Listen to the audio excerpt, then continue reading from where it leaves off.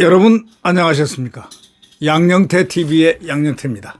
어제 그런 게 많이 나왔죠. 미국의 그 8군 사령관이 그러니까 한국 주둔군 사령관이죠. 제이비어 브런슨 주한미군 사령관이 심포지움에 나와가지고 이런 얘기를 하는 거 아닙니까? 한국에 대해서 일본과 중국 본토 사이에 떠 있는 섬이나 고정된 항공모함과 같다. 대한민국을 이렇게 표현했습니다. 항공모함 같은 거대한 머신이다. 이런 얘기를 했습니다. 일본과 중국 본토 사이에 떠 있는 섬이나 또는 고정된 항공모함과 같다. 이 얘기를 했습니다. 주한미군 역할에 대해서는 북한을 격퇴하는 것에만 초점을 맞추지 않는다. 우리는 더 큰 전략의 작은 부분으로 영내, 이 아시아권 영내 바로 이 작전에 초점을 맞추고 있다. 대한민국의 가치가 그만큼 격상돼 있다라는 그런 얘기를 하는 겁니다. 브런슨 사령관은 더 큰 전략에 대해서 중국과 러시아의 위협에 대처하기 위해서 주한미군이 계속 주둔해야 한다. 그래서 이렇게 언급을 한 겁니다. 아주 획기적인 표현입니다. 주한미군 사령관이 주한미군 역할이 기존의 대북 억지에서 이제 중국, 러시아를 상대하기 위한 미국의 인도태평양 전략의 기본 기간 전략으로 지금 바뀌었다는 사실을 얘기합니다. 이거는 놀라운 얘기입니다. 대한민국이요? 대한민국이 그만큼 지정학적으로 중요한 입장을 갖고 있는 여기인데 여기에 좌파 이재명이가 대통령이 되면은 어떻게 되겠습니까? 한미일 연합훈련에 대해서는 그것을 막는 장애물을 치워야 한다. 이렇게 강조했습니다. 한미일 연합훈련을 막는 장애물을 치워야 한다. 이렇게 얘기했습니다. 트럼프 2기 출범 이후에 주한미군 활동 영역과 역할이 확대될 것이라는 전략적 유연성의 문제는 예견된 일이었다. 이렇게 사설자, 조선일보 사설자가 얘기를 하고 있습니다. 국방정책의 핵심 인물인 콜비 국방부 차관은 트럼프 당선 이전부터 한국이 자국 방어를 하는데 한국이 자국 방어는 스스로 책임지고 주한미군은 중국을 억제하는 것으로 역할을 전환해야 한다고 이렇게 말을 해왔습니다. 그러면서 그는 대만 유사시에는 주한미군을 포함한 전 세계 모든 미군이 전쟁에 투입돼서 중국을 상대해서 전쟁을 치러야 된다는 겁니다. 중국 대만 문제가 한국과 직결될 수밖에 없게 된 것입니다. 직결돼 있죠. 대만 문제가 한국 문제고 한국 문제가 대만 문제입니다. 네, 한국은 중국 앞에 항공모함이라는 발언은 이런 현실을 가감없이 보여준다고 조선일보 사설자는 얘기합니다. 이번 대선에서 가장 유력한 이재명 후보는 북핵을 포함한 안보 문제는 언급을 아예 안 합니다. 왜? 친북주의자니까. 김일성과 김정일을 폄훼하지 마라 하고 말했다가 그 다음에 얼른 주워 담지도 못하고 있지만 이미 그 말한 것은 지방선거 때 그 얘기한 것 그때 쎄쎄 발언하고 같이 그 다음에 연이어서 했어요. 네. 그저 중국에도 쎄쎄하고 대만에도 쎄쎄하자는 발언만 논란이 되고 이거는 논란이 안 되면 정작 논란이 돼야 될 거는 바로 주적 북한 발언이 논란이 돼야 되는데 논란이 안 됐어요. 네. 미국의 주한미군 방위비 부담금 인상 압박에 국익 중심으로 대처하겠다는 무의미한 얘기만 계속 나발을 까고 있습니다. 네.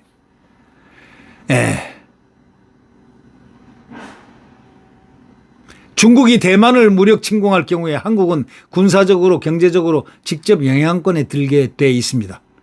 중국이 대만 침공과 동시에 눈엣가시와 같은 주한미 공군기지를 공격할 가능성, 주한미군 공군기지 당연히 여기서 발진하는데 저쪽 오키나와에서 발진하고 같이 발진되는데 한국 제일 가까운 데를 타격하는 게 그게 전쟁의 ABC 아닙니까?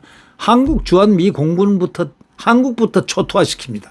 그렇기 때문에 우리는 안전보장을 당하기 전에 압도를 해야 된다. 이런 얘기입니다. 네.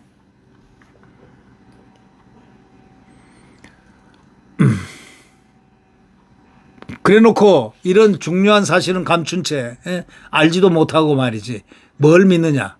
계속해서 헛소리만 방위비 분담금이 너무 많이 준다. 뭐 한다 이런 소리에 내가지고 선동이나 하락하고 말이죠. 이런 짓을 한다. 거시적으로 지금 우리나라가 그래 놓고 중국에는 쎄쎄 발언 대만하고 중국에는 쎄쎄하자. 우리가 간섭할 우리 아무 관계 없다. 왜 관계 없어요? 여기 터지면 바로 터지는데 똑같은 운명인데 이걸 모를 리가 없는 이재명이가 국민을 속이고 있는 겁니다. 왜? 대만의 운명이 대한민국의 운명이에요. 쎄쎄 발언이요? 대만이나 하고 쎄쎄 우리하고는 관계없다. 내가 틀린 말 했어 하고 오히려 자기가 말 잘했다 이거야. 내가 그때 얘기했는데 쎄쎄 발언 했는데 내가 그거 틀린 말 했어요? 틀린 말 정도가 아니죠. 대선 후보들의 10대 공약 중에 안보는 지속가능한 한반도 평화 실현, 평화를 실현한다. 지속가능한 북핵 억지력 강화를 누가 했느냐? 김문수가 했어요. 북핵을 억지력을 강화해야 된다. 그러기 위해서 우리가 어떤 대치물을 갖다가 찾아야 된다는 그겁니다. 북핵 억지력. 이건 김문수가 한 겁니다. 근데 이재명이는 먼저 하십니까? 지속 가능한 한반도 평화 실현. 평화가 그냥 오냐? 예? 평화가 그냥 오느냐고. 북핵은 지금 저리 많이 만들어내는데 지금 그래서 김문수 후보는 북핵 억지력 강화. 억지를 시킬 힘 그걸 강화를 시켜 나가야 된다. 지금 가지고 안 된다. 더 강화시켜야 된다. 이런 얘기입니다.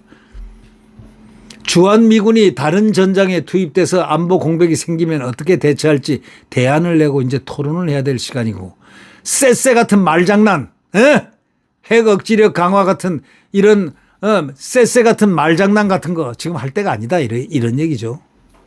쎄쎄 같은 말장난을 지금 할 때가 아니다. 이런 얘기죠. 여러분.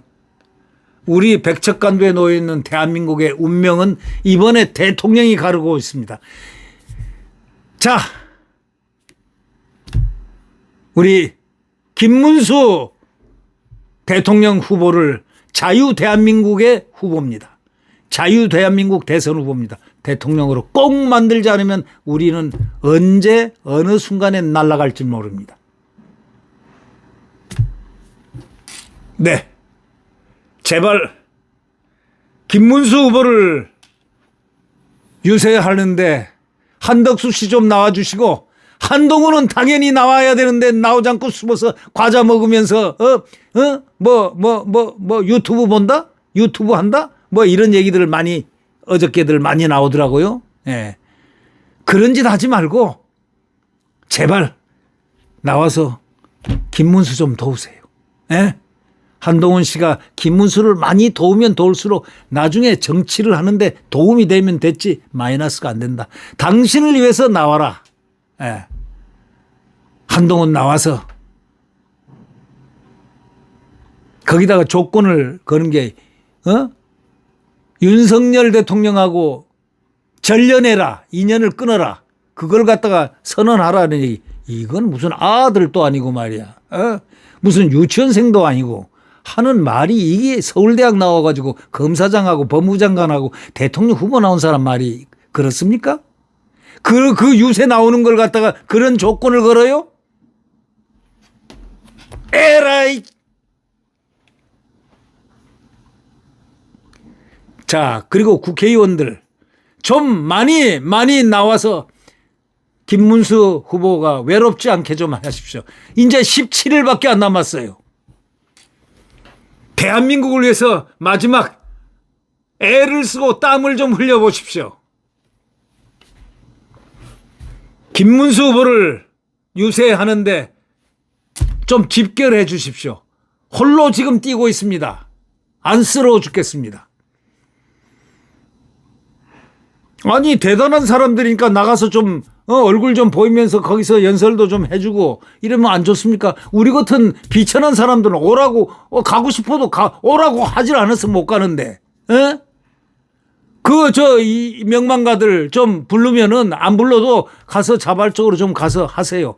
그거 원래 하는 거 아닙니까?